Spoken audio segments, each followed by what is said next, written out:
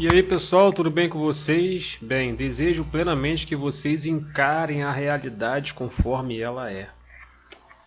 Hoje eu vou falar de uma pessoa chamada Osho Rajneesh.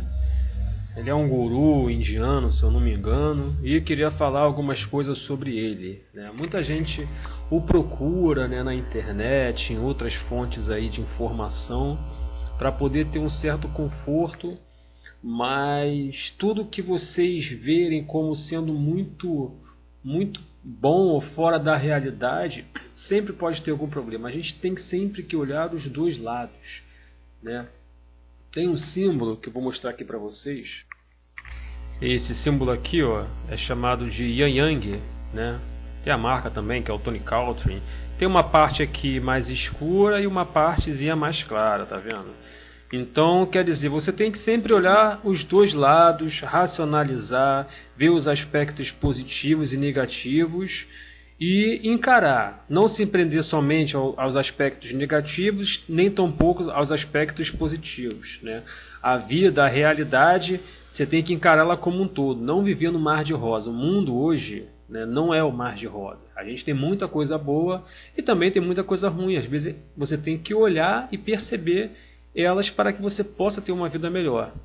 Então eu vou colocar aqui alguns depoimentos sobre Osho, né, de outras pessoas. Vamos começar então aqui, ó, eu estou no Yahoo Respostas, né? E o rapaz diz o seguinte: por que as ideias furadas de Osho são tão difundidas? Aí ele fala aqui sobre Osho, né? Osho Rajneesh, vigarista hindu, antes chamado de Rajneesh Chandra Mohan Jain e mais conhecido nos anos 70 como Brahman Shree Rajneesh.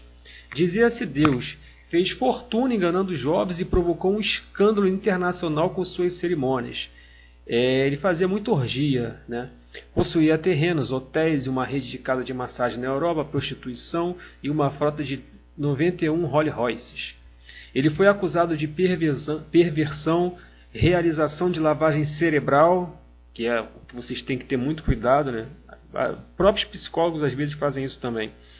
E sonegação de impostos. Foi deportado dos Estados Unidos para a Índia, onde morreu de AIDS.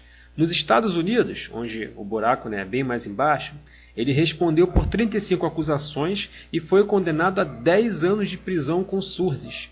Foi expulso da Grécia, da Alemanha, da Espanha e só conseguiu entrar na Irlanda porque o seu piloto alegou que estava com doente a bordo.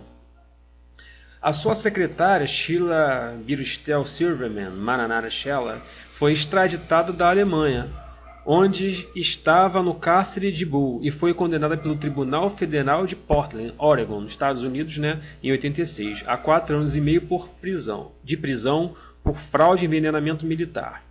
A investigação revelou que centenas de jovens e mulheres foram constrangidas a aceitar uma operação de esterilização, além da questão da orgia, né? Rajneesh não tem biografia, mas folha corrida. O fato dele ter muitos bens, isso não significa nada, mas o fato dele manipular as pessoas, isso é realmente um problema. Tem outro blog aqui, eu vou deixar os links na descrição, tá? Diz o seguinte: esse aqui é um depoimento de... Não, depoimento não, é sobre falsos gurus. O outro que é um depoimento de cura da síndrome do pânico, que também vou deixar na descrição, uma história muito bacana. Aqui diz o seguinte: as coisas começaram a se encaixar e fazer sentido. Além... Não, mais em cima... Cadê? Muito tempo depois desses ocorridos, descobri que o artigo de Christopher Calder, um ex-discípulo de Osho, que resolveu contar ao mundo uma nova versão da vida desse famoso guru. Calder esclareceu muita coisa baseado não somente em seu próprio testemunho, mas no de outros ex-discípulos, indícios, reportagens, fotos, depoimentos e outras coisas. Com esse artigo, muita coisa se esclareceu. As coisas começaram a se encaixar e fazer sentido. Além do mais, comecei a desconfiar dos ensinamentos do próprio Osho. Percebi que eram palavras bonitas, belas, poéticas e de efeito, que tinha como objetivo encantar, hipnotizar e convencer e fazer discípulos. Vou dar uma pausa aqui, depois eu continuo esse trechinho aqui. Isso acontece também muito com marketing multinível, pirâmide, essas coisas. Eles falam coisas muito bonitas, muito belas, muito envolventes, nunca, em hipótese alguma, te informa dos problemas que podem ocorrer, né? E você fica encantado com todo aquele glamour, com toda aquela coisa boa e acaba gastando todo o seu dinheiro. Isso é um caso, eu não estou associando com Osho, é só um caso em que quando alguém, alguma instituição, alguma coisa não falar dos aspectos negativos, você pode ter problema. Colocando aí hoje as empresas, né, vamos supor a Oi, a Telemar, a Velox, essas empresas de internet, né, GVT, Vivo, quando você liga para pedir uma aquisição de um plano de internet, eles te falam, né, o plano que você quer e também vão te falar, olha, o prazo para instalação é de tal dia. Caso haja algum problema, pode ser em 10. Então, quer dizer, eles vão te falar os problemas.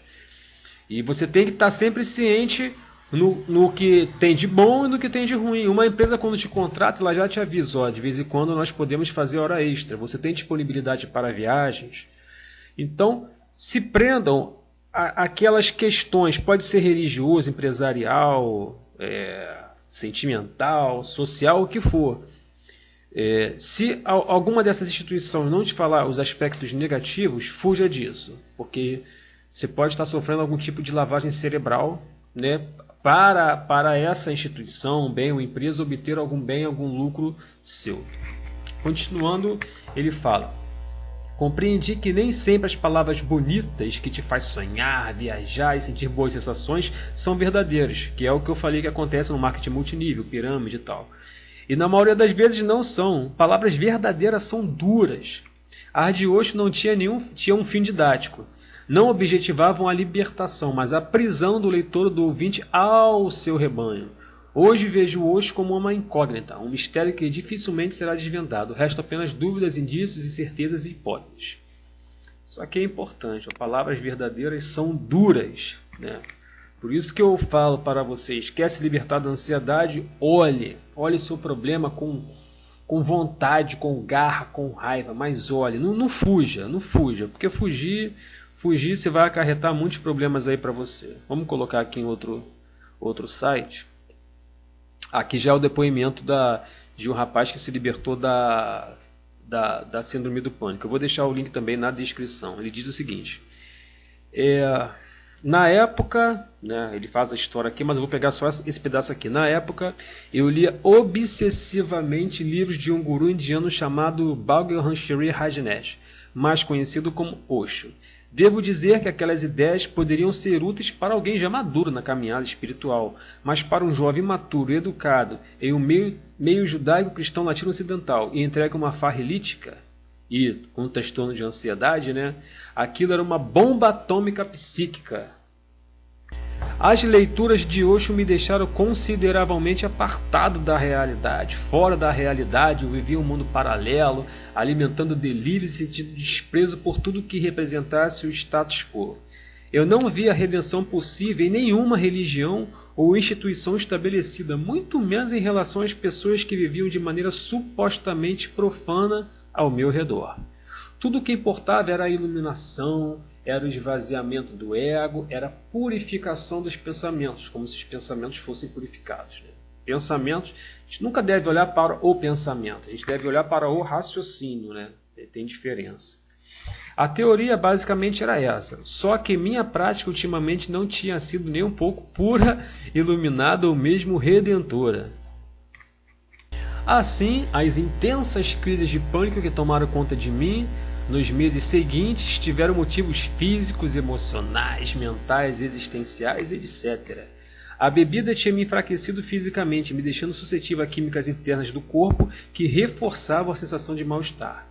As leituras do Osho me deixaram desconfiado de tudo ao meu redor, né? Ele ficou paranoico.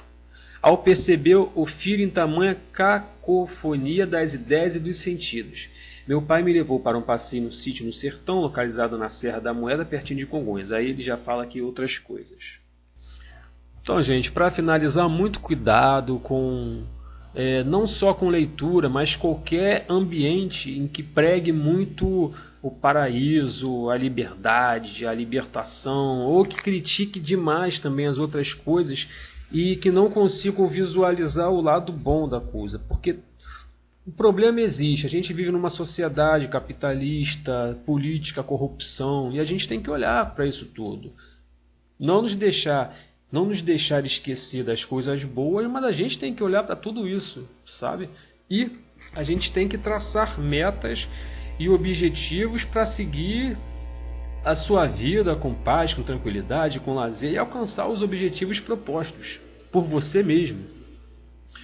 Mas nunca fugir. A gente está numa realidade. A gente deve conviver, deve conversar, deve procurar não se envolver nos problemas das outras pessoas, porque o problema delas é só delas, elas erram, elas têm a vida delas, né? Procurar se envolver o menor possível, né? Se envolver com seus problemas e com seus objetivos.